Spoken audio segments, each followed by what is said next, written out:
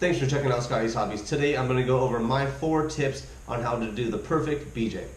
No, not like that. The perfect brake job, that is. So what is it that you could do a little bit extra to do the perfect brake job so they make your pads last longer, get the more wear out of them, or the most wear of them that you possibly can.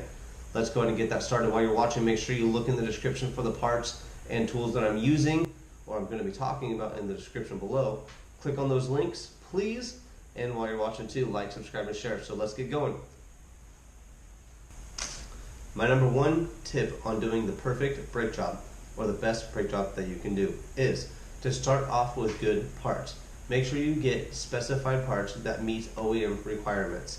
Also make sure that the kits that you are buying, the pad kits, include a hardware kit. So you don't have to worry about using old parts, or you don't have to worry about buying extra parts when you do your brake job. So always start off with good parts that meet OEM specifications. That is my tip number 1, and the easiest tip to follow. So make sure you start off with good parts.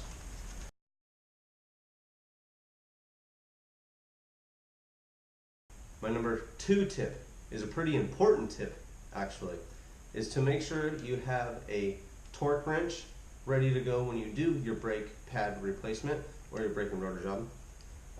This will allow you to tighten the bolts, all the bolts that fasten any parts to the vehicle to a specified requirement by the manufacturer. So make sure you have a torque wrench ready to go.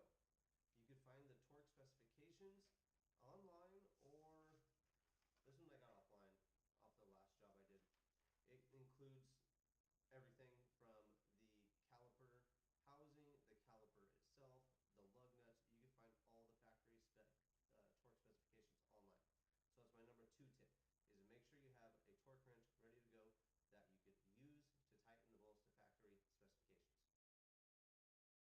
The slider pins, you can use a 3/8 torque wrench. These are usually torqued down usually to about 11 pounds-ish, 8 to 13 pounds on the caliper housing bolts to the hub assembly.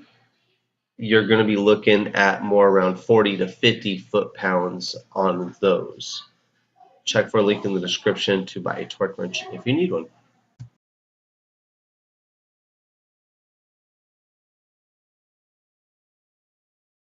My number 3 tip is to make sure you use grease on all the sliders and the back of the pads. Put it on the back of the pads to absorb the vibration so you don't get that high-pitched sound or any rattling sound. You'll see that in this video about right here.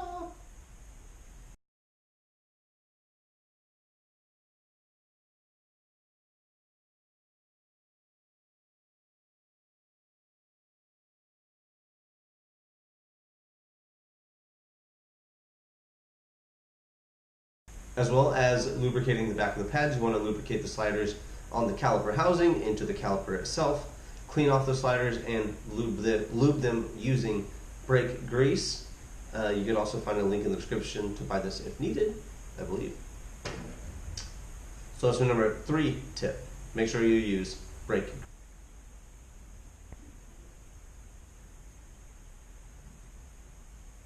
My number 4 tip on doing the perfect brake job that you could do, or the best brake job that you could do, is after you get done doing your brake job, bed in the rotors, or brake the rotors in. It's a very simple process, but you need lots of area to be able to slam on your brakes multiple times and not piss off anybody behind you. So around here, I can go out to the farmland and usually find somewhere good to go. And on the way out there, after I do the brake job, I use the brakes with ease.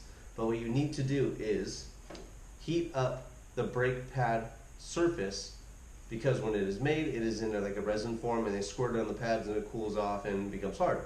So what you need to do is get this resin hard again so that it'll be able to match up with the surface of the rotor, so you can get even flush pad all across the rotor as much as possible to give you the best braking possible. So how do you brake in rotors, or how do you bed in rotors? A lot of different manufacturers have a different bedding in process, but the one I go by generally is one I've known for a long time. Go out and drive the vehicle, find a long stretch of road. You're going to do this about 5 times each. You're going to go up to about 40 miles an hour, slow down till you get to about 15 miles an hour, speed back up gradually. You don't need to like slam on the brakes down to 15. Just slow down to 15 and then speed back up to 40, and then come back down, slow down to 15 again. Do that about 5 times. So 40 to 15, 5 times, not going all the way to a stop at all, or doing your best to not do so, because you don't want to get the pads to learn an uneven surface. After you do the 40 miles an hour to 15 miles an hour 5 times, you're going to go from 30 miles an hour down to 10 miles an hour and do that 5 times as well. So you're going to need a long stretch of road, like I said. After you do that 5 times, just drive the vehicle without using the brakes. So wherever you did this at, just cruise around for about 5 minutes. Do your best to not use the brakes. If you have to come up to a stop or slow down, try to either put the vehicle in neutral or give yourself plenty of time to slow down, so you're not having to push on the brakes all the way and cool them down while they're pressed in. You want to let them cool down and set evenly without pressing them on too much. So let them cool down just by driving around for about 5 minutes or so. So that is my 4 tips on doing the perfect or the best brake job that you could do. Make sure you like, subscribe, and share, and I'll see you on the next hopefully helpful video.